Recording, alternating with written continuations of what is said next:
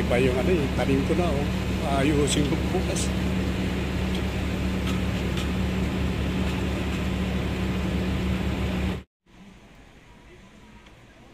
Dahil matagal na hindi na-ispalto to.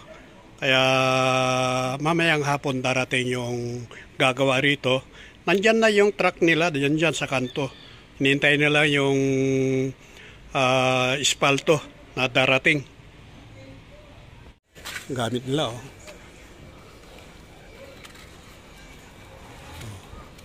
Hinihintay nila yung ispalto. Ayan o, na-sprayan na ng pandikit. Hanggang doon na yung kanilang na-sprayan o. Ang bilis.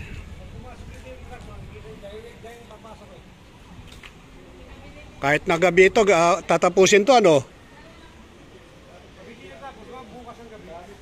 Bukas.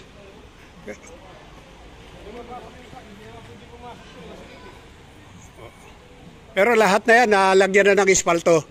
Ay, ng ano tawag to, pandikit.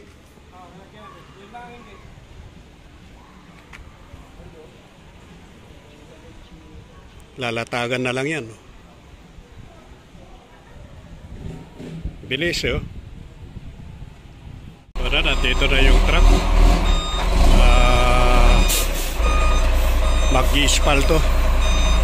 Kahit na gabi, tuloy-tuloy yung kanilang pagtatrabaho rito. Kailangan matapos yung ginagawa nila dahil nga nakapag-spray na sila ng pandikit na alkitran. Kahit na gabi raw, gagawin nila. Pero lalatagan lang naman na eh.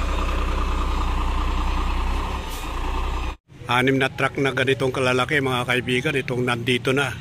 Ayan o, itong lugar na to, yung ang iispaltuhin para gumanda yung kalsada rito sa estero. Naabot na ng gabi yung kanilang pag-iispalto rito. Ito, hindi pa inaabot oh, yung area rito. Baka abutin sila ng umaga rito sa pagsisimento rito, pag-iispalto. Doon pa sila sa kabilang kalye doon, banda roon, paikot pa doon. Mahaba pa to. Baka abutin sila ng umaga na to. Isang truck pa lang yung naubos. Bali 6 na truck ito. Ayan nun. Nasa ibabaw ng tulay yung iba. Pangalawa to. Pangalawang baba.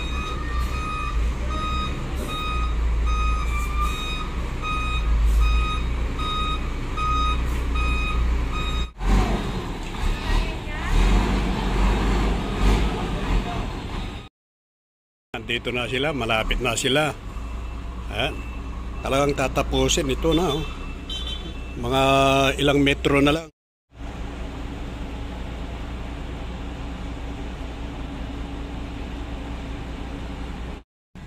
Kinulang. Ayan. Mga 2 truck pa. Yung ikakarga rito, makapal din.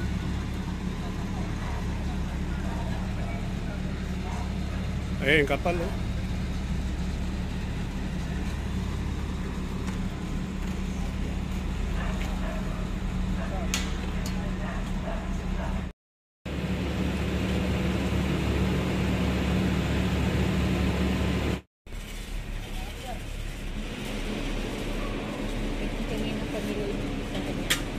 Natagalan sila ron eh. Dahil nga masikip eh. Hindi katulad dito, maluwag.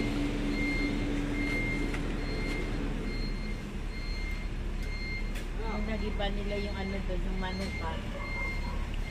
Nahirapan sila ron dumaan dahil nga yung iniiwasan nila yung kulungan. Kaso hindi nila maiwasan talaga. Talagang nasira. Hindi talaga kasalanan dahil nga kalsada talaga yan eh.